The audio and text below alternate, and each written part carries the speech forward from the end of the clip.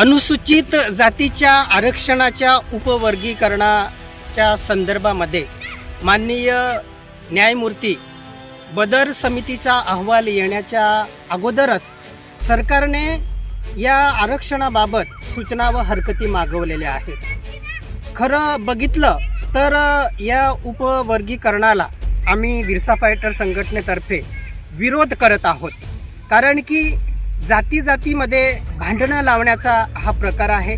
सरकार एक प्रकारे अनुसूचित जातीच्या आरक्षणामध्ये फूट पाडून जाती जातीमध्ये भांडणं लावण्यासाठी हे एक प्रकारचं षडयंत्र करत आहे। म्हणून या उपवर्गीकरणामुळे 59 जातीमध्ये कोणत्याच जातीला याचा फायदा होणार नाही आहे। उलट अनुसूचित जातीतील जी एकता आहे त्याच्यामध्ये फूट पडणार आहे।